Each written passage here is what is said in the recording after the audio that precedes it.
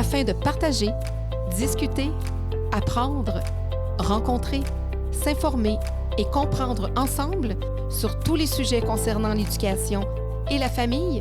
Bienvenue ici à votre podcast Éducation Famille.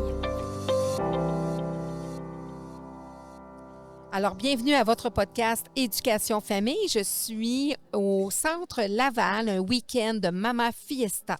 Alors, ce sont des mamans qui organisent, entre autres, un événement où plusieurs mamans entrepreneurs qui sont là avec leur commerce et je reçois plein de monde. Des gens, des passants aussi. Mais là, je suis en compagnie de Marie-Josée. Ça va bien, Marie-Josée? Bonjour, ça va très bien. Ben oui. On va avancer un petit peu le micro. Marie-Josée, c'est ça, tu fais partie là, des exposants de Mama Fiesta. Oui. Toi, tu es avec quelle entreprise? Nous, on est avec la clinique Otera. OK. Qu'est-ce que c'est? Parle-moi de cette clinique-là. La clinique Otera, nous, on est principalement à Québec. Donc, on a notre propre laboratoire, on a une clinique et on a évidemment un entrepôt. La mission d'Otera, c'est vraiment le remodelage corporel et Otera possède une gamme cosmétique naturelle. Donc, on a des produits pour les cheveux, le corps et le visage. Des produits qu'on fait nous-mêmes dans notre laboratoire à Québec. Pas d'agents de conservation chimique, pas d'arômes ou de senteurs artificielles non plus. Donc, tout est naturel. Et puis, est-ce que ça fait longtemps que vous avez l'entreprise? Otera existe depuis 9 ans. Donc, cette année, on a fêté la 9e année. Et moi et mon conjoint, en fait, on a pris possession de l'entreprise en juin dernier. Donc, c'est notre nouveau bébé. Évidemment, on est encore dans la transition, on est encore dans l'apprentissage. Donc, l'ancienne propriétaire nous accompagne là, dans tout ce beau parcours-là. Puis à travers ça, vous travaillez, ça c'est comme un à côté là, que vous êtes propriétaire, que vous avez décidé d'acheter cette entreprise-là parce que vous travaillez à plein temps. Oui, moi, je travaille à plein temps. Dans le fond, j'ai un autre emploi de salarié. Je me cherchais comme un nouveau défi professionnel. Je me cherchais quelque chose de positif. Je me cherchais quelque chose qui allait aider les gens, me rapprocher des gens aussi. Puis mon conjoint, avec lequel j'ai acheté l'entreprise, en fait, lui, c'est un entrepreneur dans la vie, donc il a d'autres entreprises. Donc, on s'est accompagnés mutuellement là-dedans pour justement faire l'acquisition de l'entreprise. Mais moi, c'est comme mon petit dada à côté, mais je travaille à temps plein. Là. C'est ta première expérience comme femme entrepreneur là, Oui. de côté. Parfait. Puis là, c'est ça, j'allais poser la question, comment ça vient dans un couple de décider, on va acheter une entreprise, mais là, j'ai eu un petit peu la réponse, ton conjoint, c'est un entrepreneur dans l'âme, il y a déjà d'autres entreprises, donc il a acheté une entreprise avec toi. Oui, c'est ça. Ben, tu sais, en fait, ça faisait un petit bout que je regardais pour trouver quelque chose, avoir comme un acquis à plus long terme. Est-ce que ça va être un projet de retraite éventuellement? Je ne suis pas rendue là, mais bon, d'avoir quelque chose d'autre. Est-ce que j'aurais fait le saut toute seule? Je ne crois pas. Donc, là, je suis bien accompagnée. En même temps, il fait du coaching avec moi. Puis, fait qu'on s'est lancé ensemble. Puis, pour l'instant, ça va super bien. Est-ce que vous avez regardé d'autres entreprises ou c'est vraiment principalement elle qui vous intéressait? Puis pourquoi ça vous intéressait, cette entreprise-là? Bien, en fait, puis tu sais, tout le parcours, c'est on cherchait une entreprise, on cherchait pas n'importe quoi non plus. Moi, il fallait que ça soit quelque chose que j'ai de l'intérêt. Donc, évidemment, le cosmétique, tout ce qui est naturel. Moi, je fais attention à ce que je mets sur ma peau. Plus je vieillis, plus je fais attention à ce que je mets sur ma peau. Donc, je veux pas de cochonnerie. J'ai des enfants aussi. Fait que je suis plus sensible là, à cette nouvelle réalité-là. Donc, c'est ça. On a approché, moi, j'étais cliente aussi à la clinique Otera. On a approché Aniska, l'ancienne propriétaire. Puis ça a comme été un fit naturel. Elle nous a parlé de son projet, là, qu'elle voulait essayer d'autres choses, qu'elle avait, elle avait fait le tour. Fait que c'est venu comme naturellement, là. Fait que... Puis là, tu disais que tu as un autre emploi à plein temps. Tu fais quoi à plein temps dans la vie? Oui, moi, dans la vie, en fait, j'ai une formation en relations industrielles, j'ai une maîtrise en gestion et j'ai une technique juridique. Donc, dans la vie, moi, je suis conseillère en relations de travail pour un établissement d'enseignement supérieur. Qu'est-ce que ça fait justement? Pourquoi on a besoin de gens qui sont spécialisés ou qui sont là pour... Qu'est-ce que ça fait, là, les gens qui sont en relation de travail? Soit dans une entreprise, tu es dans une université. Qu'est-ce que vous faites comme travail? Oui, surtout, on entend souvent comme les ressources humaines. Oui. Conseiller en relations de travail, c'est un peu plus le côté obscur du métier.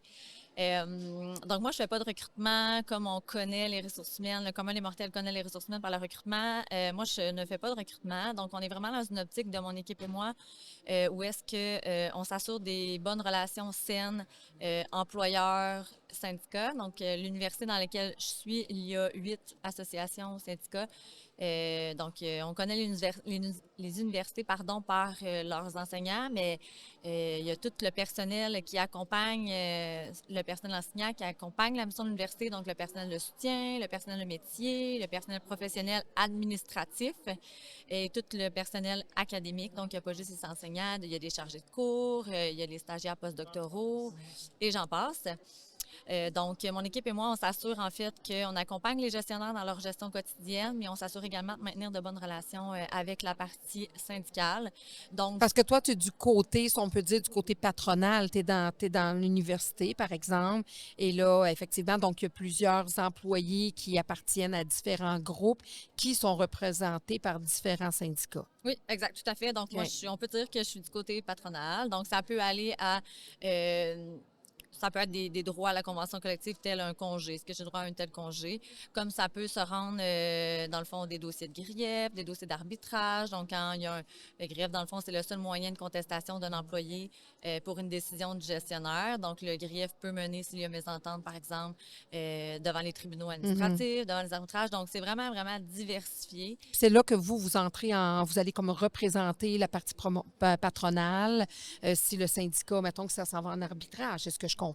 Exactement, exactement. Mais tu sais, dans le quotidien, c'est vraiment un accompagnement aux gestionnaires, les outillés, travailler avec eux pour trouver des solutions. Fait que c'est vraiment Bien marcher sur les œufs.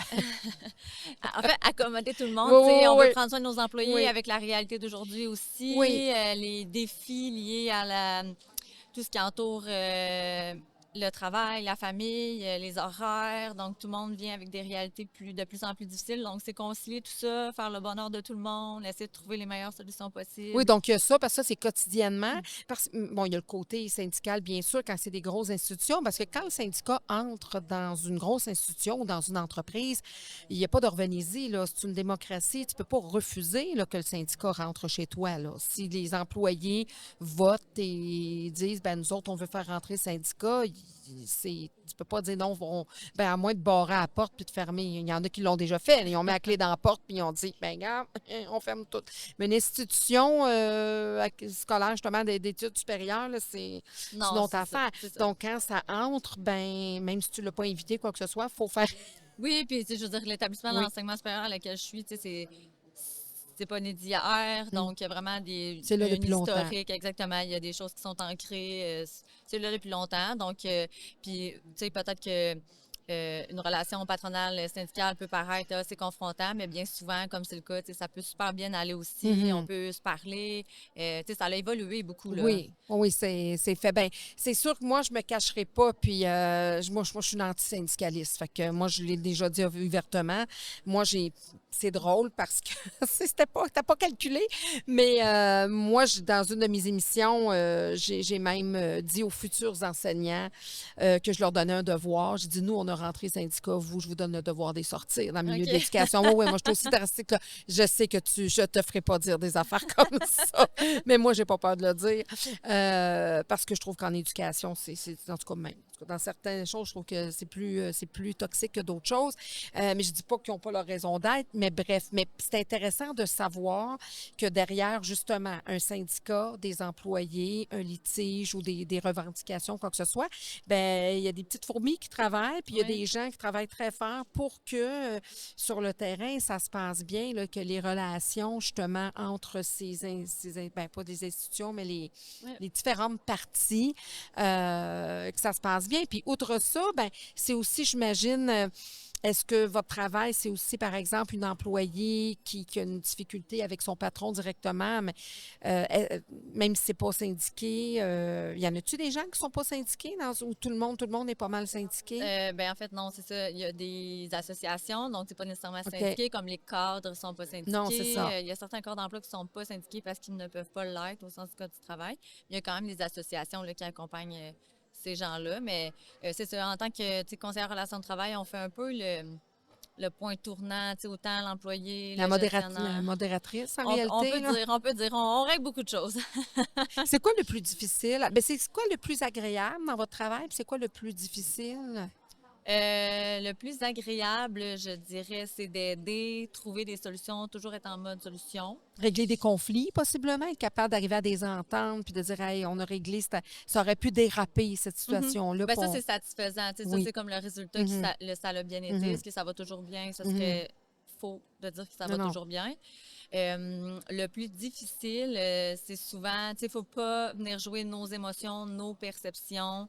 C'est pas parce qu'il y a une situation que moi, ça m'atteindrait pas qu'il faut que je prenne en considération que l'autre personne, ça n'a pas Mhm. lieu d'être. Donc, je pense que c'est vraiment d'essayer de se mettre à la place des autres. Euh, Être dans pour elle, c'est l'ouverture. important, donc on va Mhm. trouver une solution. Pas de faire de jugement, etc. Exactement, Puis le exactement. plus difficile, ça serait quoi? Ben c'est ça. OK. Pas de jugement. OK. Moi, je suis quelqu'un qui parle quand même beaucoup dans la vie et qui est franche. Donc, OK. garder mes commentaires pour moi, c'est je la tourne souvent à ma langue. Oui, c'est ça. Pour Isabella. Tu sais, Isabella, ça n'a pas de bon sens, ça n'a pas de bon sens. Je peux pas croire que je suis ici en train de régler ce conflit-là. Parlez-vous, tapez-vous. Non, non, c'est ça. Fait que c'est de l'autogestion. En tout cas, dans mon cas, Euh, moi, qui est très Introspection. expressive, c'est beaucoup de... Faut être politically correct. Exactement. Surtout quand on est dans des grandes institutions. Puis ça, ben, ça vient alléger un peu l'entreprise. Ça vient amener un vent nouveau. Ça vient ça te sort carrément de ce que tu fais dans la vie à plein Oui. temps. Là. Oui, puis en ce moment, c'est vraiment ça que j'aime. Tu sais, les relations de travail, c'est négatif, pas parce que c'est pas le fun, Mm. mais on est toujours dans les problèmes, dans le fond. Conseiller en Mhm. relations de travail règle des problèmes. Donc, là, la clinique qui m'apporte comme du positif, je suis Tu fais vraiment du bien. exactement. Les gens sont contents de venir nous voir. Les gens viennent nous voir parce que ils font le choix de venir nous voir, c'est pas imposé. Fait que oui, ça fait du bien. Puis, tu sais, j'ai quand même un petit côté créatif qui peut être assez limité là, au niveau du cadre réglementaire. Tu sais, je suis Mm. beaucoup dans les lois, les Mm. règlements. Fait que là, ça me permet, tu sais, avec la gamme, les idées sont infinies. Avec cette compagnie-là, les possibilités aussi sont infinies. Donc, ça me permet de sortir mon petit côté un peu plus créatif, plus positif, plus en relation d'aide. Puis, tu sais, comme là, il y a une petite madame qui venait me parler pour me conter sa vie, mais c'est donc bien le fun. Les contacts humains, des Oui. gens qui viennent nous voir pour apprendre. Puis justement, par rapport à la clientèle, c'est qui votre clientèle cible? En ce moment, on est vraiment dans du 25-40 ans. On aimerait ça élargir. Donc, tu sais, là, comme je vous dis, on a pris Oui. l'entreprise en juin. Là, j'ai déjà beaucoup d'idées en tête. Là, mon conjoint dirait, mets-les sur un papier. Chaque chose en son temps. Mais tu sais, on aimerait, là, j'ai le projet de développer une petite gamme pour bébés. Mm. Parce qu'on a beaucoup de femmes enceintes. Donc, Oui. la femme enceinte, Que ça suive. oui, exactement. Puis, c'est ça, on va développer encore plus la gamme, des produits corporels, des produits pour les femmes matures. Donc, chaque chose en son temps. Parce que là, je ne vais pas faire paniquer mon conjoint s'il entend. Là, 22 projets, là. On sort 3 nouveaux produits pour Le petit cahier. l'été, puis 4 autres pour Noël l'année prochaine. Le petit cahier il est plein. Des fois, il me dit, sors ton petit cahier, là, c'est le temps.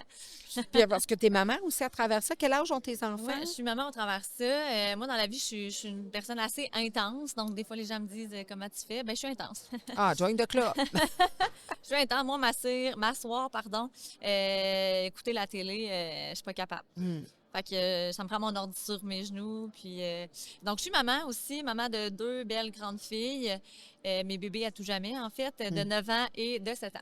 Non, mais c'est quand même, tu sais, c'est sur l'école à plein temps, une maman, mais ça leur montre que, c'est par l'exemple, hein, alors ça leur montre que, ben, tu sais, tu es une maman active, puis que le goût de changer, puis des choses, puis de toucher à tout, de ne pas être confiné, parce que, tu sais, c'est un travail que tu peux faire à plein, tu sais, à plein temps, puis Ah dire, oui, moi, je pourrais, oui, tu sais, oui. faire que ça, puis rester Oui. dans tes pantoufles, comme on dit, puis...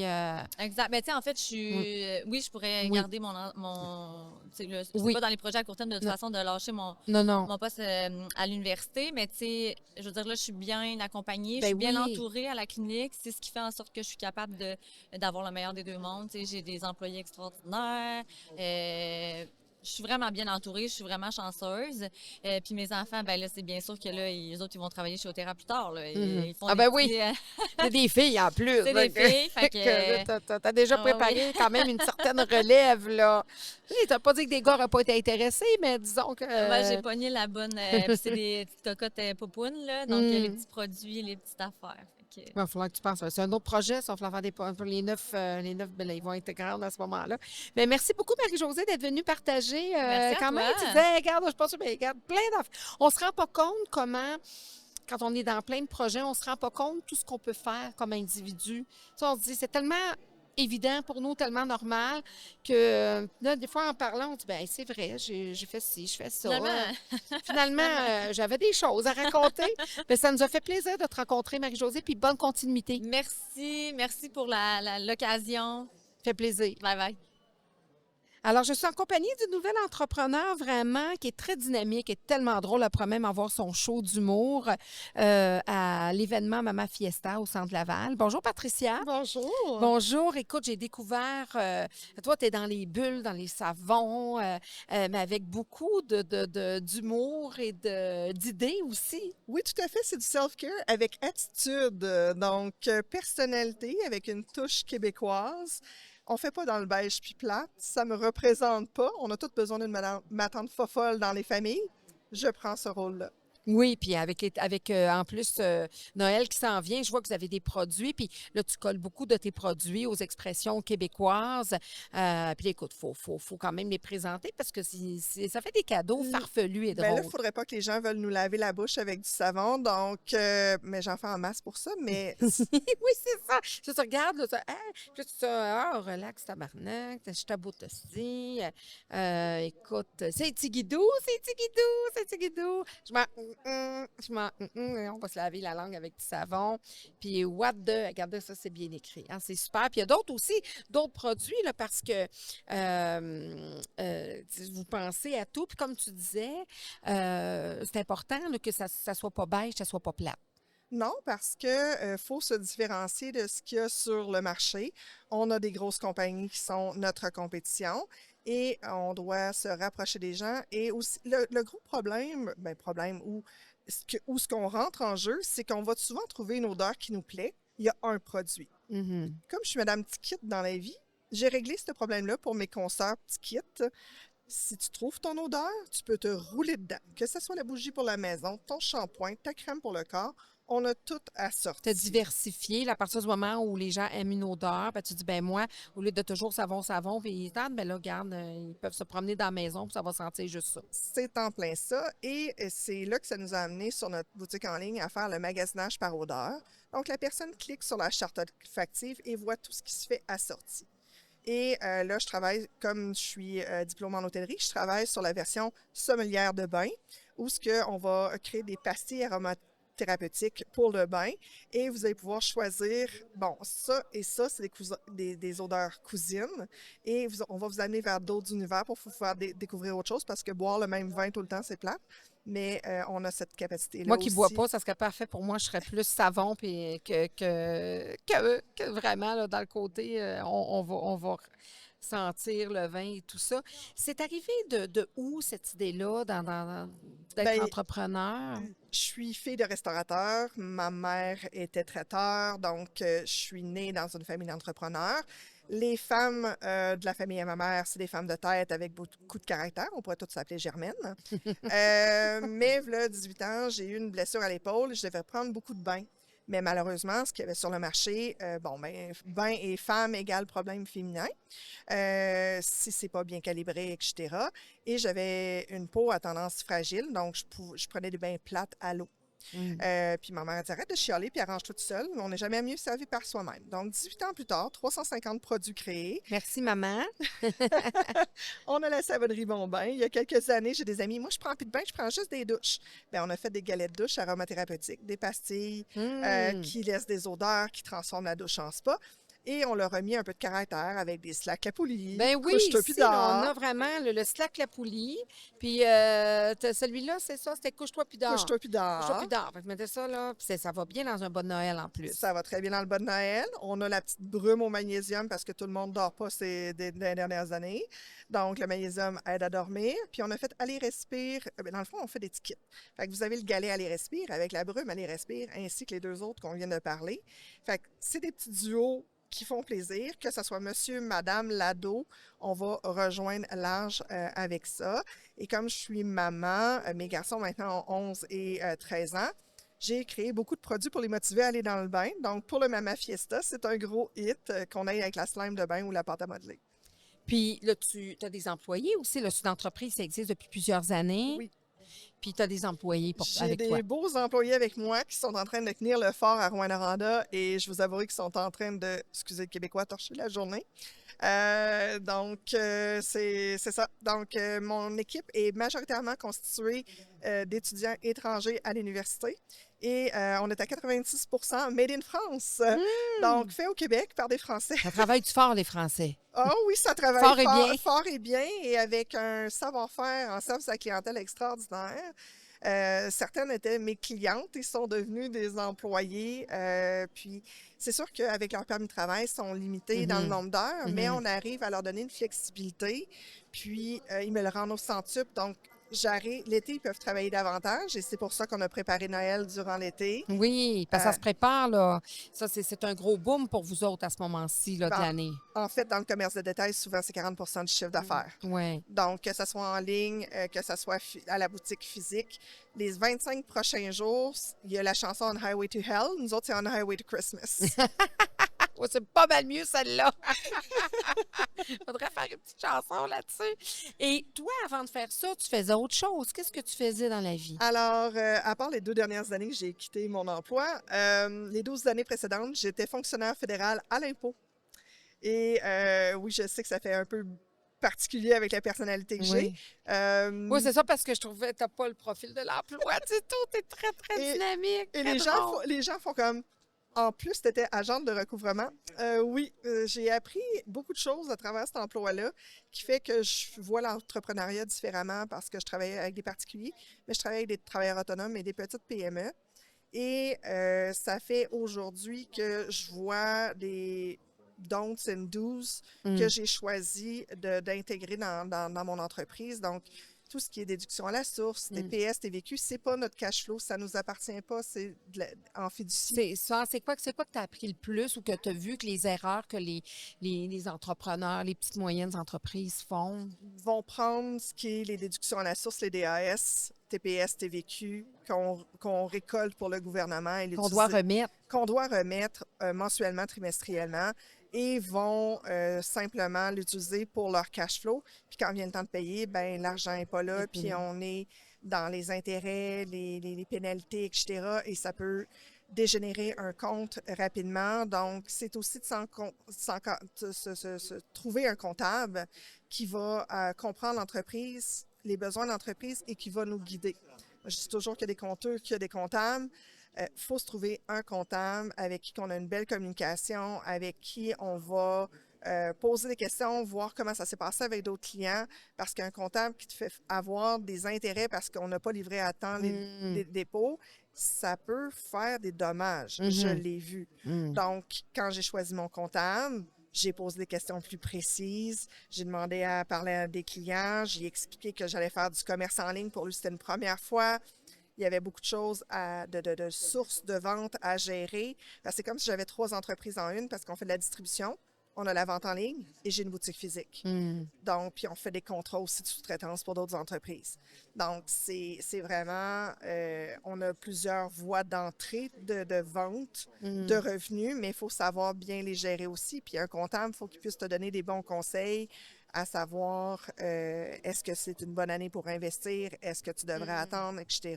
Ouais. Donc, c'est une formation de 12 ans que j'ai eue, en fait. Ouais. Ben oui, c'est ça, de savoir quoi faire, qu'on n'a pas fait. Apprendre des erreurs des autres, parce que souvent, on apprend de nos erreurs, puis c'est sûr qu'à travers ça, il y en a quand même qui s'installent, mais tu as pu, en 12 ans, là, justement, à travers toutes ces entreprises-là, apprendre de leurs erreurs, mais aussi avoir des trucs, puis voir ce qu'il y en a là, qui organisaient bien leurs affaires. Mais c'est sûr que c'était encore en recouvrement, la plupart étaient en difficulté, là. Oui, Mais, j'ai fait un peu de vérification aussi, mais bon, on voit les chiffres différemment. Parce que souvent, les entrepreneurs, on est dans l'action, on veut avancer, on veut, mais avoir vu ce côté-là, je suis beaucoup plus prudente, beaucoup plus calculée. C'est comme quand je prépare mes inventaires, j'utilise mon passé de fille en hôtellerie qui prévoyait les taux d'occupation. Maintenant, je prévois les taux de production des items que je vais vendre pour m'assurer de ne pas avoir d'overstock et d'avoir un inventaire sain. Mhm. Ça aussi, c'est un autre... Oui, parce que quand tu cales trop d'inventaire, quoi que ce soit, tu restes pris avec l'inventaire. Puis toi, ben, c'est périssable. C'est pas périssable, mais je veux dire, à un moment donné, ça c'est. ne sera plus à 100% de sa qualité. Donc, Non. produire au fur et à mesure pour offrir des produits frais. De là, merci maman d'avoir eu un traiteur. Donc, on Mm. gère les inventaires en Mm. conséquence des besoins, des commandes à venir ou des ventes qu'on a faites l'année passée versus notre taux de croissance. Donc, on sait qu'on va vendre, je vais vendre 300 savons coquins durant le temps des fêtes. Donc, on sait qu'est-ce qu'on va commander, on sait quand on va les produire pour qu'ils soient le plus frais pour le client. Donc, c'est vraiment de livrer de la qualité, mais aussi de ne pas avoir des ruptures de stock. Mhm. Tu veux pas que ton client attende. Non, non, désolé, on n'en a plus.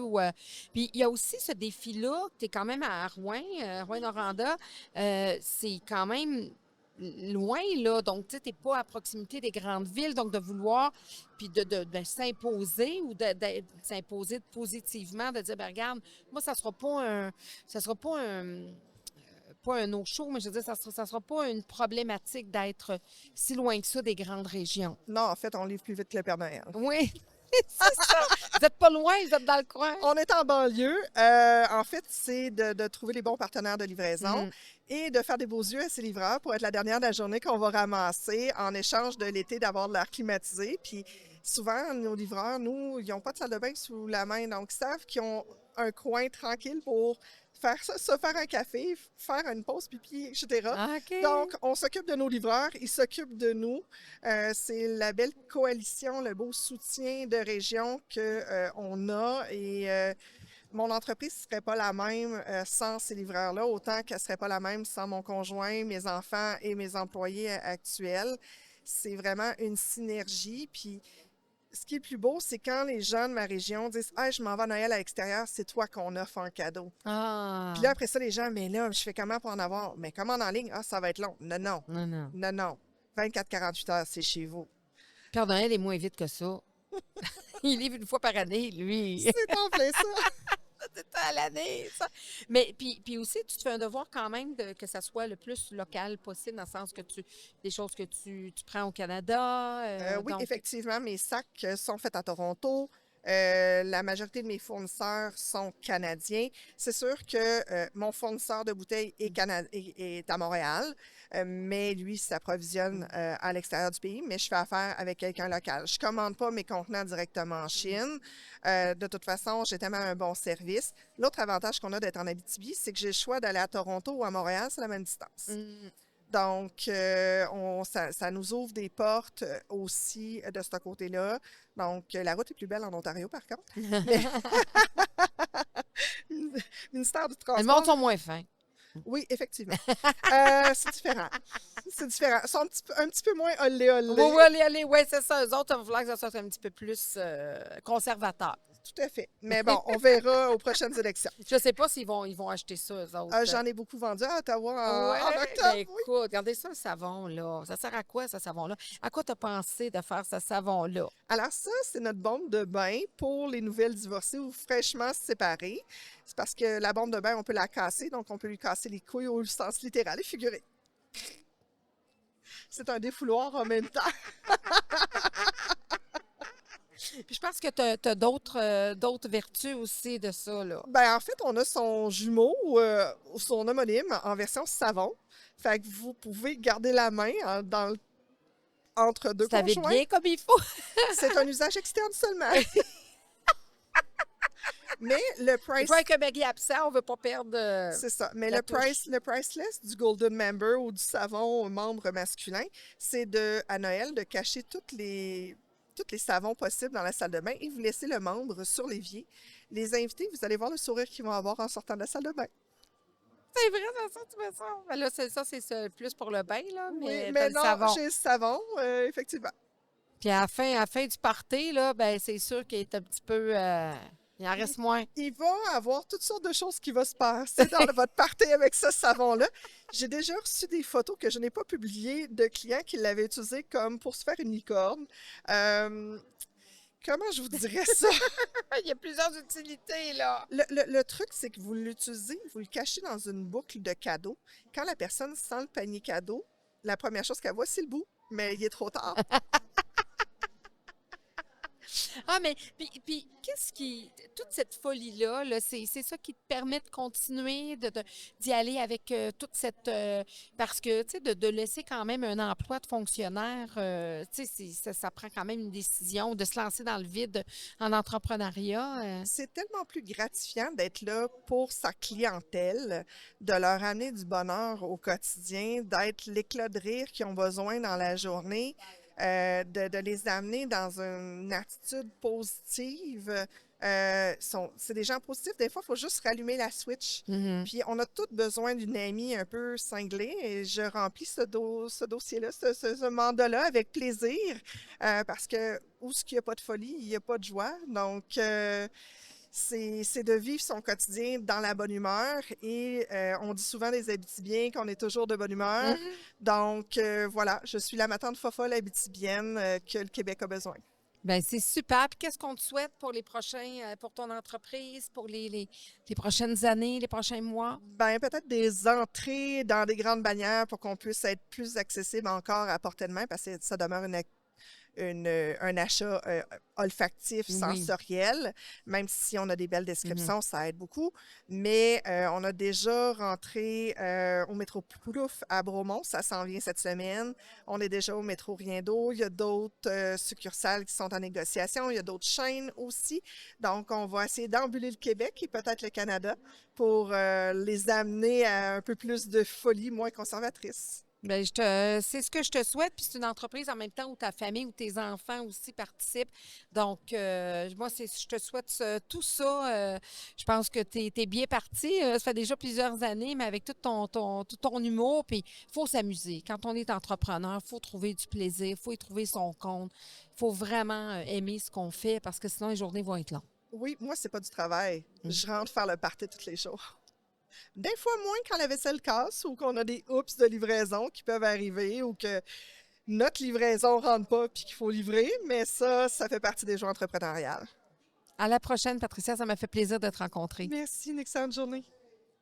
Alors, j'ai une prochaine invitée. Bonjour, Marie-Dominique. Bonjour. Bonjour.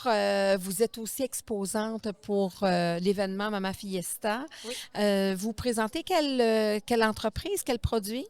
C'est Mama Cocon. L'entreprise, ça s'appelle Mama Cocon. C'est une entreprise qui vient de naître. Ça fait pas longtemps, ça fait tout juste un mois. J'ai lancé l'entreprise au mois d'octobre, le 1er octobre, cette année. Puis, en fait, moi, j'offre des services d'accompagnement personnalisés pour les mamans. Puis, je vends aussi des boîtes pour le 4e trimestre. OK. Puis, comment ça vous est venu, cette idée-là? En fait, je pense que je cherchais ma voie cet été parce que moi, je suis éducatrice spécialisée de formation. Puis, l'été, je ne travaille pas. En fait, je cherchais un truc pour m'occuper l'été. OK. Au début, je voulais faire un café mobile. Puis, je Ah. me suis rendu compte que finalement, oui, l'idée était bonne pour l'été, tu sais. Un café mobile, je me déplace, tu sais, c'est le fun. Mais tout de suite, je me suis rendu compte que, ben, on vit au Québec, on a l'hiver, Mhm. que c'était pas possible l'hiver de faire un café mobile à Montréal. Puis, je me suis dit, ah ben, tu sais, ça sera autre chose. Puis finalement, l'idée est venue vraiment d'une soirée que j'avais avec des amis. Puis on parlait, je sais pas pourquoi on parlait d'accouchement, puis parce qu'il y a une de mes amies qui est maman. Puis elle a accouché en 2020. Puis elle m'a dit, ah, tu sais, la pandémie, j'étais seule, j'ai pas eu beaucoup de visites à la maison, j'étais avec un bébé, c'était mon premier bébé. Puis, tu sais, c'est des choses Ça n'a pas été facile. c'est ça n'a pas été facile. Puis, j'ai dit, ah, ben, tiens, je suis éducatrice spécialisée, je pourrais peut-être offrir un service aux mamans. Puis, elle m'a dit, ah, mais c'est tellement une bonne idée. Puis, elle travaille justement à l'École des entrepreneurs du Québec. Elle m'a fait du coaching. Donc, on est parti vraiment de l'été à faire un coaching pendant... c'était un 3 heures de coaching, puis elle m'a vraiment donné la base de ce que c'est l'entrepreneuriat. Puis, ça s'est vraiment passé très, très vite. Quand je me suis lancée, j'ai comme fait, OK, tu sais, c'est réel, là. On y va. Puis, ben, Est-ce que tu as laissé ton emploi ou non, je non, tu travaille, continues de travailler? oui, je OK. travaille 4 jours semaine dans une école à Montréal, dans une classe TSA. Mm. C'est des petits cocos adorables. Mm. Mais j'ai envie aussi d'aider les mamans parce que, ben, tu sais, oui, je connais la branche enfant, mais ça peut que, tu sais, se poursuivre parce que ces mamans-là, ils vont sûrement besoin de l'accompagnement Oui. pour des enfants à besoins particuliers. Puis donc, est-ce que tu fais de l'accompagnement? Puis tu as des produits aussi? Tu vends des choses Oui, aussi? je vends des boîtes pour le 4e trimestre. J'ai une boîte qui s'appelle Maman Essentielle. C'est vraiment une boîte qui a 4 produits essentiels à avoir avec soi quand on va à l'hôpital. J'ai un bidet portatif, un spray à la mélisse pour le périnée. J'ai des serviettes de maternité. Puis, j'ai des tartinades de caramel pour un petit boost là, après l'accouchement. Souvent, on a besoin d'un truc pour avoir un peu de force. Puis, j'ai vraiment été chercher des produits québécois parce que ça me tenait à cœur d'offrir à ces mamans-là des produits qui viennent du Québec et non pas en Chine ou sur Amazon qu'on peut trouver. Et puis, donc, ça se donne bien dans un shower ou même quand on sait Oui. qu'une maman va Oui. accoucher ou Oui, est sur le exact. point d'accoucher Exactement. ou vient d'accoucher. Oui. Puis, j'ai 2 autres boîtes. En fait, c'est la même chose, mais je tenais aussi en fait, il y a les mamans qui souvent veulent allaiter, mais qui peuvent pas allaiter. C'est pas parce qu'ils veulent pas, mais j'ai une boîte pour ces mamans-là qui se dit, ben, tu sais, ou sinon, tu sais, c'est tout à fait normal. C'est correct aussi si tu n'as pas envie D'allaiter. d'allaiter, mais j'ai une boîte pour ces mamans-là. J'ai une boîte vraiment avec 6 produits à l'intérieur aussi. J'ai une crème nourrissante pour la peau. J'ai le bidet portatif que je trouve que c'est un must. Après l'accouchement, tu sais, ça fait mal. T'as pas nécessairement C'est envie. un bloc honteux, là, ça va bien. C'est ça. Donc, ça nettoie bien. Tu n'as pas besoin de toucher à ça. Tu as aussi le spray à la mamélisse. J'ai les tartinades. En fait, mes 2 produits phares, là, c'est vraiment les tartinades et les bidets que je mets dans toutes mes boîtes. Ensuite de ça, on a un baume à lèvres. Tu sais, des fois, à l'hôpital, l'air est sec, fait qu'on se met un petit... C'est des trucs qu'on pense Qui amène pas. la maman à C'est prendre ça. soin de soi, C'est ça. d'elle. Là. C'est des choses qu'on pense pas des fois quand on fait son sac de maternité, tu sais, un baume à lèvres, tu sais, des fois on oublie. Mais en fait, c'est vraiment pensé pour... Tu sais, t'as pas besoin d'aller chercher tes affaires dans différentes places. T'as ta boîte, tu le mets dans ta valise, puis... Fait que c'est ta c'est première correct. exposition, là. Non, j'en ai fait Non, 2 OK. autres, mais OK. c'est la première à Mama Fiesta. OK. Ouais. Puis, ben, l'autre boîte, c'est vraiment pour les mamans qui allaitent. J'ai ce qui différencie celui qui est... comment je pourrais dire ça? Celui qui est pas pour allaitement. J'ai un baume pour les mamelons. Puis, j'ai aussi les compresses, justement, pour le lait, là, pour pas... Quand ça déborde. Oui, pour pas qu'on se retrouve avec Engorgé. C'est ça, oui. C'est ça, là, oui, non, Donc- ça peut faire mal et ça peut être difficile. Mais Oui. c'est quand même donc une nouvelle entreprise. Donc, puis tu fais les deux. Donc, tu es TES quand même 4 jours. Puis, Oui. puis comme ça, tu t'es dit, ben là, moi, je fais ça. Puis ça amène quand même des défis là, d'être entrepreneur. Là. Oui, beaucoup. Et en fait, je me retrouve à tout faire moi-même.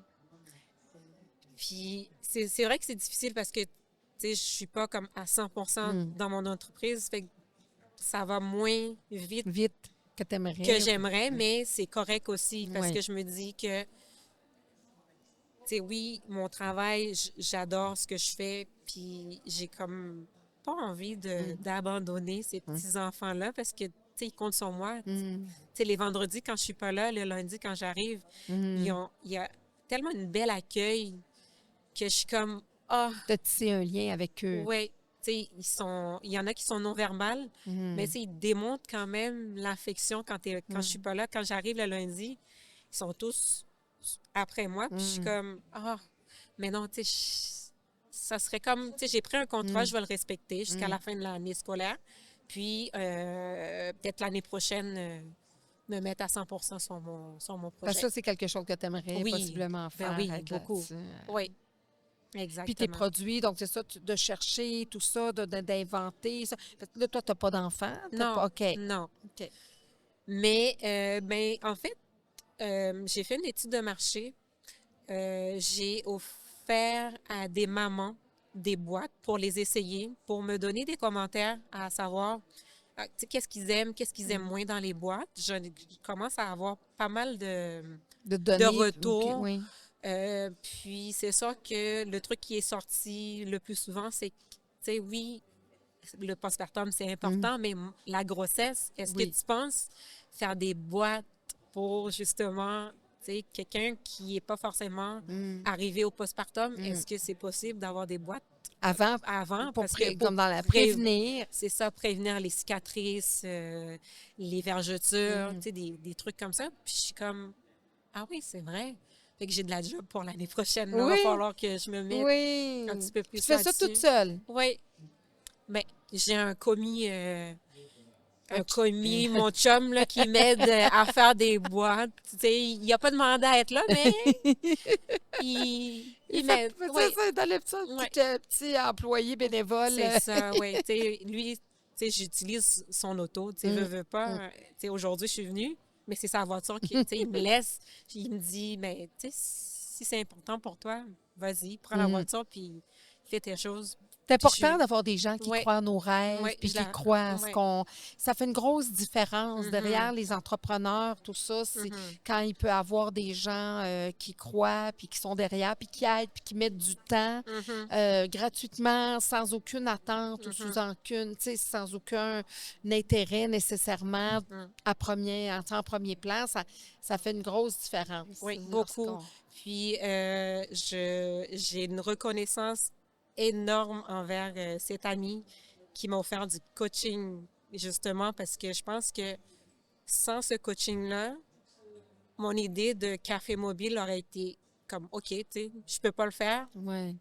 Tu sais, Je serais résignée, puis tu aurais j'aurais resté- continué à ouais. travailler dans les écoles. C'est ça, j'aurais fait mon t'aurais pas 8 à été plus 4, loin. puis j'aurais pas été plus loin que ça. Puis, en fait, elle est aussi entrepreneur. Fait que, tu sais, de s'entourer de gens qui veulent ton bien puis qui sont dans le même bateau que toi, c'est tellement important, je trouve. Puis, pour vrai, là, je suis vraiment reconnaissante pour cette amie-là. Avec cette Ouais. amie-là. Puis elle te voit Oui, elle avancer. me voit aller, c'est ça, elle puis me dit, ben, tu sais qu'elle ne sera pas loin non plus Oui. pour des conseils. ouais, c'est ou ça. Des Fois, j'ai des moments de doute, je l'appelle, elle me dit, mais c'est normal, tu sais, tu viens de commencer, laisse-toi le temps. Puis, tu sais, on s'encourage aussi dans nos projets. respectifs. Oui, exactement. Bien, merci beaucoup, ma chère, d'être venue nous rencontrer. Puis je te souhaite vraiment du beau succès dans ta nouvelle entreprise parce que c'est une bonne idée. Puis les mamans sur le point d'accoucher, qui ont accouché, ont besoin de ce petit moment-là, puis de gens qui pensent à elles pour que ça soit plus facile, puis qu'elle ait du temps, puis vraiment un petit bonheur pour elle suite à un accouchement qui est c'est un beau bonheur d'accoucher, mais Oui. c'est beaucoup de travail. Beaucoup. Mais c'est souvent aussi parce qu'on pense souvent au bébé. Tu sais, quand on fait un baby shower, les cadeaux, c'est tout pour le bébé. Puis on pense jamais aux mamans. Puis j'ai des amis qui ont accouché, puis naturellement, tu vas te dire, ah, mais je vais acheter un cadeau pour un bébé. Mais la dernière fois, j'ai pris conscience de ça, puis j'ai comme acheté un cadeau pour une maman, puis j'étais la seule à le faire. Puis elle était comme, ah, c'est pour moi? Puis j'étais comme, ben oui, c'est toi qui portes le bébé, là. Ouais. Toi aussi, tu as le droit à ton petit moment de plaisir aussi. Donc, C'est une bonne idée, c'est un bon filon. Je te souhaite un bon succès, ma chère. Merci beaucoup. À la prochaine. À la prochaine. Bye. Alors, j'ai d'autres invités avec moi, Amélie et Sarah, qui vont venir nous parler de leur entreprise. Bonjour les filles. Salut! Allô? Faut pas se surprendre, là, vous voyez double, puis c'est un beau voyer double. Deux belles femmes. C'est quoi votre entreprise? Oui, en fait, notre entreprise, c'est Love-toi Cosmétique. Donc, c'est une entreprise spécialisée pour les soins de la peau. Et on avait un grand message à passer à travers ce nom-là qui est très significatif pour nous parce que c'est vraiment, avant d'être une gamme spécialisée pour la peau, c'est vraiment un message d'amour pour les femmes, donc d'apprendre à s'aimer. Fait qu'on est beaucoup dans l'approche du self-love, de l'amour pour soi. Parce qu'Amélie et moi, on a eu un cheminement qui nous a amenés à cette entreprise-là. Donc, Love-toi Cosmétique est vraiment surtout un message, mais aussi des bons soins là, pour la peau plus naturelle, pour des besoins plus spécifiques pour la peau. Puis ça fait combien de temps que ça existe? Ça fait exactement 12 mois, donc on vient de fêter notre premier anniversaire. Ah! Par contre, ça a pris 3 ans de recherche et développement pour trouver des bons ingrédients, faire des études, des tests en laboratoire. C'est tout fait 100% ici au Québec, à Montréal. Donc, ça a pris 3 années là, de recherche, mais ça fait officiellement 1 an qu'on a commercialisé sur le marché. Puis, c'est quoi? C'est destiné aux femmes? C'est quoi que vous avez comme produit? Oui, dans le fond, notre clientèle, c'est féminin, donc pour les femmes. Et nous, on se spécialise dans tout ce qui est la cicatrisation de la peau et aussi l'anti-âge. Donc, éventuellement, on veut aussi élargir notre gamme.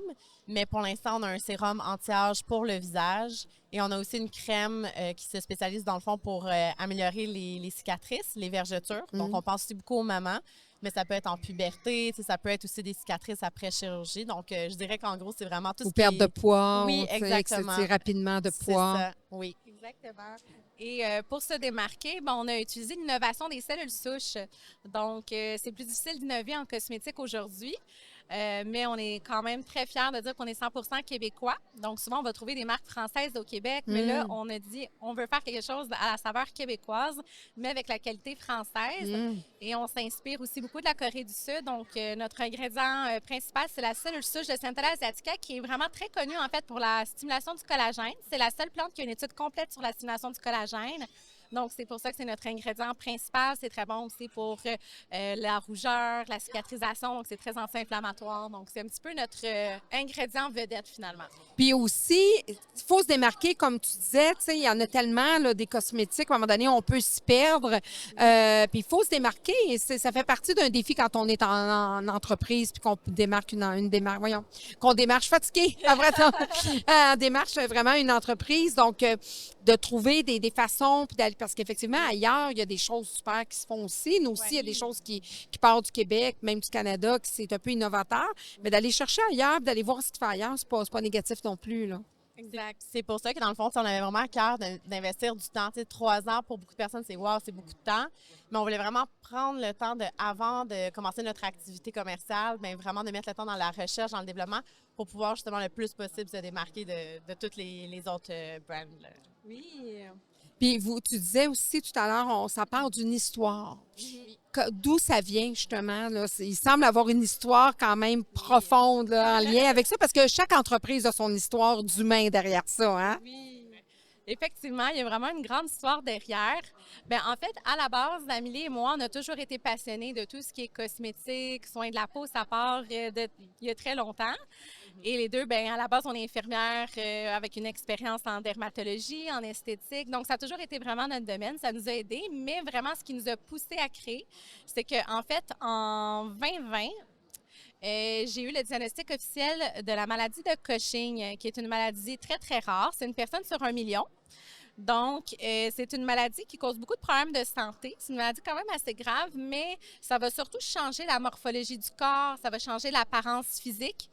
Ça va même changer le visage aussi. Ça peut changer la morphologie du visage également.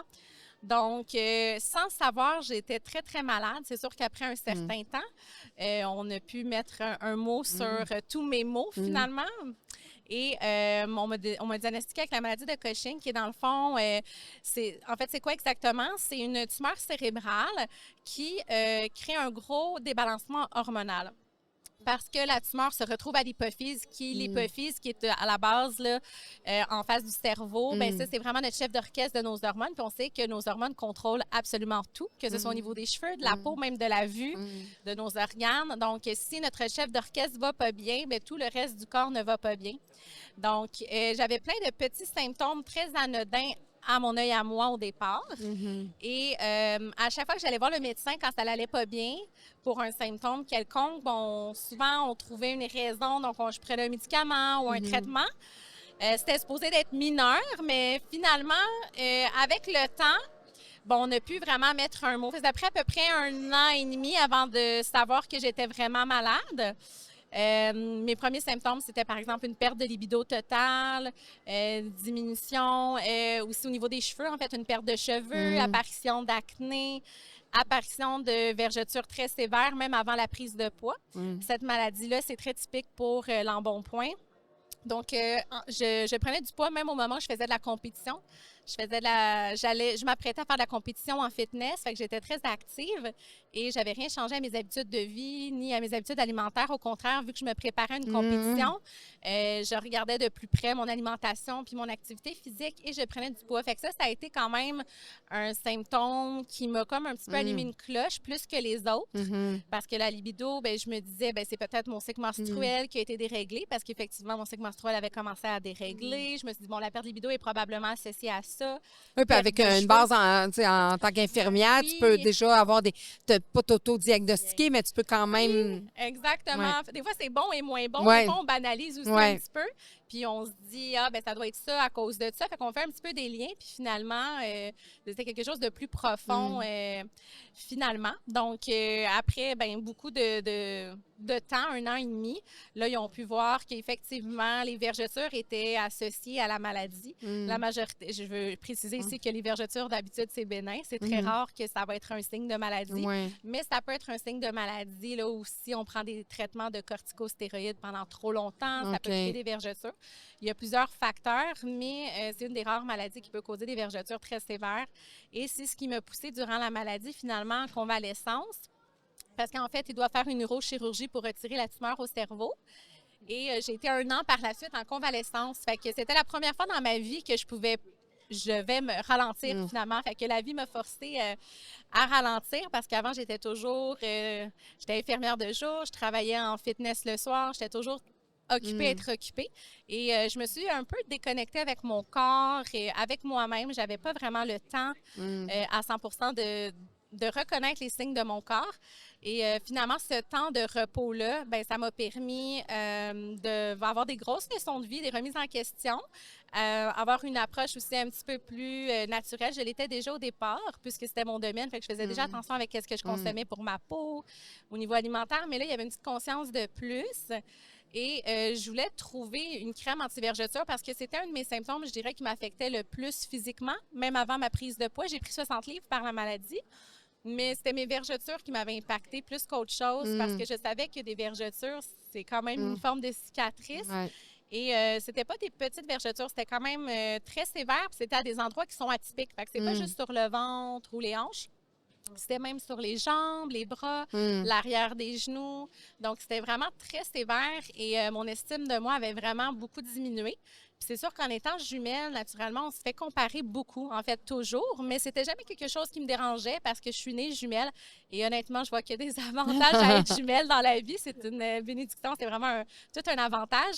Mais je dirais que là, c'était la première fois que je voyais un petit désavantage finalement être jumelle parce que la comparaison maintenant était plutôt négative. C'est ce jour, on sait c'est qui entre les deux qui est la plus gourmande. Je me faisais beaucoup reprocher sur mon poids. Il y avait vous le sang que les gens sentent. Oui, c'est ça. Même les étrangers, beaucoup la famille aussi, parce que la famille, à ce moment-là, ils ne croyaient pas qu'une maladie pouvait causer une prise de poids. Fait que je me sentais un peu coupable de tout ça. J'avais beaucoup de body shaming envers moi-même. J'étais même... on était en temps de pandémie parce que en 2021, quand j'ai eu ma neurochirurgie, c'était pas encore un retour à la vie 100% normale. Mais moi, ça m'arrangeait un peu parce que ça m'évitait de revoir des amis, de revoir la famille. Ça t'a permis de te reconstruire avant de revenir. Exactement. Fait que pour moi, ça a été un bénéfice, mais j'étais rendue vraiment... je suis quelqu'un de très social dans la vie, mais là, ma sœur, elle me poussait pour sortir de la maison parce que j'étais très, très gênée de mon physique, finalement, et je m'aimais pas du tout. Et c'est comme si j'avais mis toute ma valeur sur mon apparence physique inconsciemment parce que là, je me permettais plus de sortir de chez moi parce que j'étais comme, mais qu'est-ce que les gens vont dire sur nous? Ils vont savoir qu'ils vont penser que je mange plus que toi, ils vont penser que je fais pas attention à moi. Fait que j'ai tombé beaucoup dans le regard des autres. Puis au lieu de remercier mon corps d'avoir combattu pendant si longtemps une maladie, puis oui, les vergetures, j'ai appris aujourd'hui à les aimer, ils font partie de moi. Moi, j'appelle ça mes rayures de tigresse, d'ailleurs. Puis c'est pour ça que notre gamme a des mots, des adjectifs à chaque produit, comme notre crème anti-vergeture tigresse qu'on a créée. Donc oui, on peut les améliorer, on peut en prendre soin, mais il faut aussi, au final, apprendre à les accepter.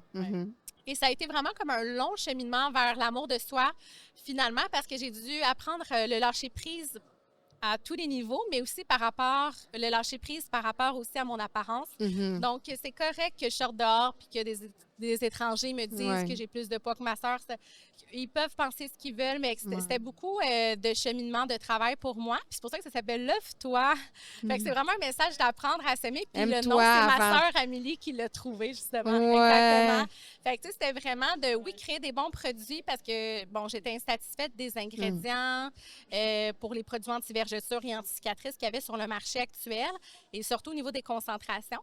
Donc, c'était de mon insatisfaction sur le marché. Puis j'ai dit à ma sœur, bien, j'ai plus rien à perdre. Je devais m'accrocher sur un projet qui était finalement positif parce que j'étais dans le moment le plus noir de ma vie.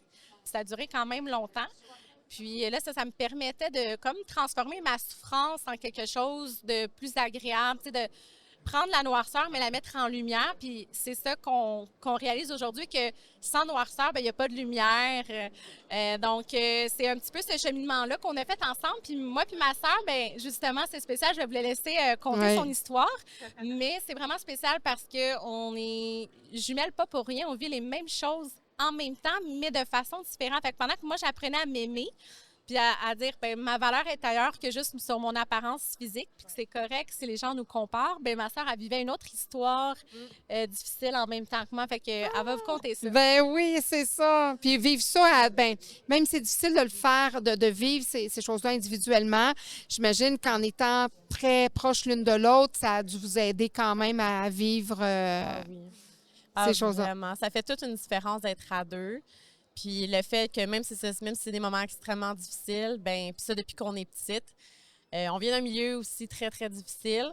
Donc, on s'est toujours soutenus. Puis je pense que c'est ça qui fait aussi que même à l'âge adulte, quand il arrivait des épreuves, bon, on s'est toujours soutenus, tu sais. En fait, on s'est toujours dit, nous, notre famille, c'est l'une et l'autre. On n'avait pas vraiment, tu sais, de famille. Donc, on s'est toujours très soutenus, là, tout le temps, tous les jours. Fait que ça... Donc, vous êtes les deux, là... Exact. OK. C'est la vie qui a amené ça, comme quoi vous êtes les... Puis quand on voit deux belles femmes comme ça, on se dit, tu sais, on peut déjà essayer d'entrevoir ou on pourrait dire, hey, ils deviennent sûrement, leurs parents sont médecins, ils se gardent ça comme qu'elles paraissent bien. Tu sais, on peut déjà porter un certain jugement ou essayer de dresser une image d'une famille qui pourrait être derrière vous. Puis là, moi, ce que je comprends, vous dites, ben la famille, c'est difficile. Oui. Donc, c'est difficile parce qu'on bougeait beaucoup. Est-ce que vous étiez toujours les deux ensemble? Oui, on vous séparait jamais? Non, exactement. C'est déjà ça. Oui. Ça a fait en sorte qu'on a été chanceuse parce que, tu sais, souvent, des fois, on aurait pu peut-être passer moins de temps ensemble, mais là, on était toujours ensemble. Puis, tu sais, Sarah, quand elle a vécu justement la maladie, ben moi, j'étais dans une relation de plus de 11 ans à peu près. Puis, moi, j'ai dû apprendre à m'aimer intérieurement parce que j'étais avec quelqu'un que j'aimais beaucoup. Mais dans le fond, je m'oubliais beaucoup pour cette personne-là. La relation était devenue toxique avec les années. En fait, c'était un amour qui me convenait plus. Fait que pour la première fois, j'ai dû apprendre à dire oui à moi en premier. De t'aimer, toi aussi, mais dans une autre façon. Exactement, dans une autre façon. Fait que c'est vraiment spécial parce que Sarah a dû apprendre à s'aimer physiquement et moi intérieurement. Fait que les deux, on a dû faire beaucoup, beaucoup de travail. C'est un travail qui est toujours constant. Moi, je dis tout le temps que c'est un travail de tous les jours, mais c'est un long cheminement, puis on est contente de l'avoir fait ensemble. Ouais.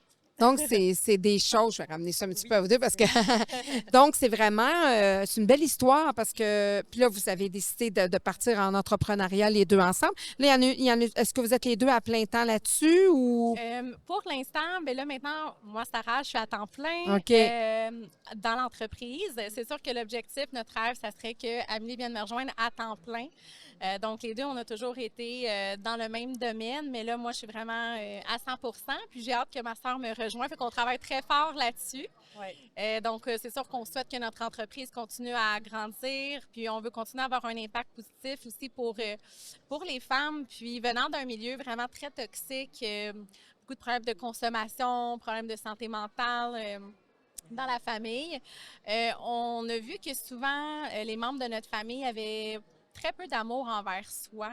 Tu sais, souvent, quand on consomme ou qu'on tombe dans des problèmes de consommation, on Ah, c'est s'auto-détruit. d'autodestruction. Ben, c'est ça, c'est d'autodestruction. Donc, on est prêt à s'intoxiquer, on est prêt à perdre, dans le fond, ce qui a le plus de valeur dans la vie, qui est la santé, hein, parce que sans la santé, on peut rien faire. Pour oublier, pour geler les blessures. Exactement. Puis, si c'était pas des problèmes de consommation, c'était beaucoup de traumas d'enfance. Je pense que, tu sais, avant, à l'époque aussi, c'était des très grandes familles aussi. C'était des milieux plus difficiles. Je pense que chaque génération, c'est un petit peu plus facile d'un certain sens.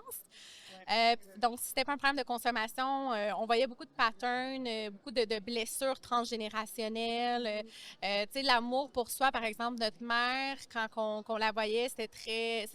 Elle avait beaucoup de misère à se donner de l'amour, beaucoup de difficultés à s'autoriser de l'amour ou du plaisir. Tu sais, par exemple, je peux donner un exemple aussi banal. Tu sais, par exemple, une bouteille de shampoing. Tu sais, tout était calculé, il fallait faire attention. C'était pas juste une question monétaire, c'était vraiment une question de je peux pas trop en prendre. C'est comme si dans la vie, il faut pas trop prendre de rien. Donc, nous, on a essayé de déconstruire ce qu'on a appris finalement, puis c'était pas intentionnel du tout, je crois, de certains membres de notre famille. Mais, tu sais, on a vu beaucoup ce pattern-là, ces comportements-là où on se dit, mon Dieu, la personne elle mérite tellement plus d'amour que ça.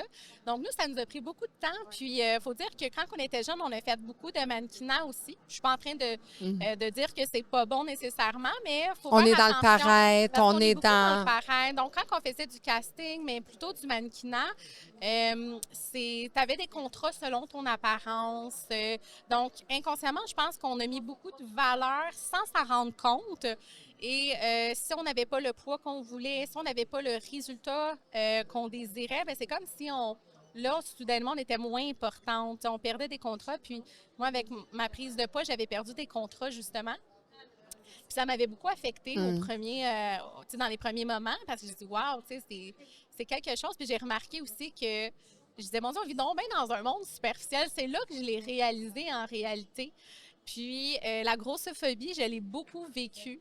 Surtout dans ma famille, je ne sais pas si c'est parce que c'est une génération qui était peut-être moins sensible à ça, mais tu sais, les commentaires, j'avais peur de finir mon assiette et d'avoir l'air d'une fille trop gourmande parce que j'avais des livres de plus. Puis je suis comme, bien parce que j'ai quelques livres de plus, je peux pas me permettre de finir mon assiette. C'était rendu vraiment quelque chose. Fait que c'était beaucoup un cheminement mental, je dirais, travailler beaucoup sur ça, mais que je pense que ça a été toujours c'est toujours un travail aujourd'hui, finalement.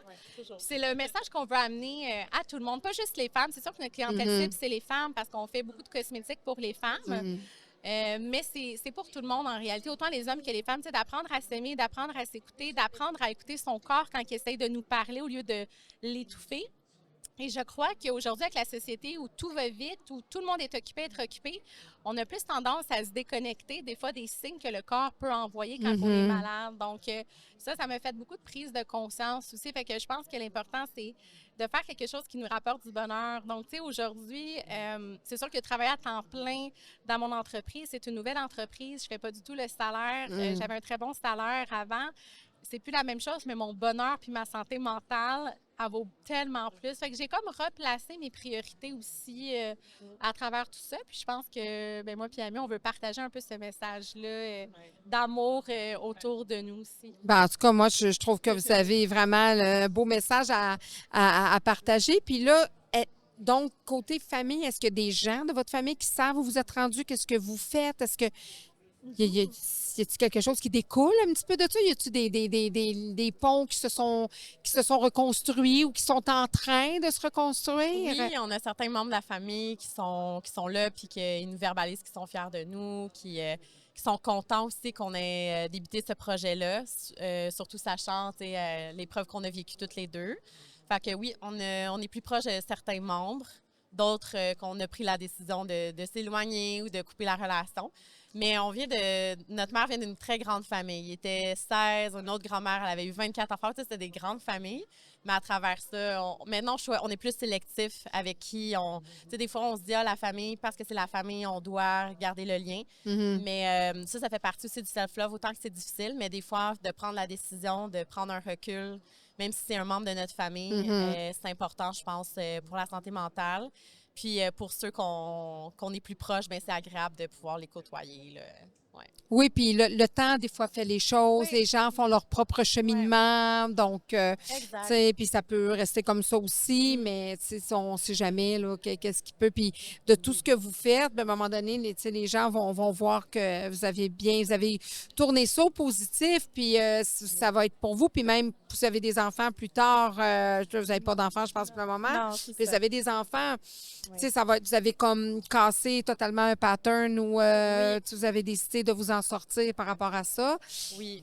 de construire autre chose. Donc, vous avez comme ouvert une nouvelle porte, une nouvelle tradition, si on peut Oui. dire. Puis tu sais, des fois, on se dit, des fois, on apprend par l'exemple de nos parents, des choses comme ça. Mais nous, très jeunes, on dit tout le temps tu sais, que justement à travers ce qu'on a vécu, la noirceur, mais on peut toujours décider. En fait, c'est une décision de voir quand même la lumière malgré les épreuves. Puis moi, je vois au début, je me disais, ah, tu sais, on vient d'un milieu qui n'est pas facile. Pourquoi? Tu sais, il y en a qui ont ci, puis nous, non. Tu sais, des fois, on peut tomber dans la comparaison, ce qui n'est pas sain. Mais jeune, dans le fond, ça nous a beaucoup enseigné, puis on s'est rendu compte qu'il y a beaucoup de cheminement qu'on avait fait jeune, grâce, en fait, aux difficultés qu'on Ah oui, a ça dû fait faire vieillir face. des enfants. Là, Oui, c'est ça. quand tu n'es plus Puis, dans ton enfance, dans ton imaginaire, parce que tu es comme. oui, Ouais. t'es plus en mode, OK, solution. Défense, je me protège. Exactement. Puis, tu sais, ça nous a vraiment démontré aussi qu'est-ce qu'on veut, pas, tu sais, qu'est-ce qu'on veut, mais qu'est-ce qu'on veut pas aussi. Fait que, autant que, tu sais, on peut apprendre par l'exemple, mais aussi, je crois aussi à l'inverse, dire, ah, ça, j'apprends de ça. Tu sais, je vois quelqu'un qui souffre de ça, que ce soit la consommation, que ce soit peu importe, bien dire, ah, je veux pas tomber dans le panneau, moi non plus, quand je vais être grande. Fait que je vais essayer de prendre des décisions différentes, tu sais.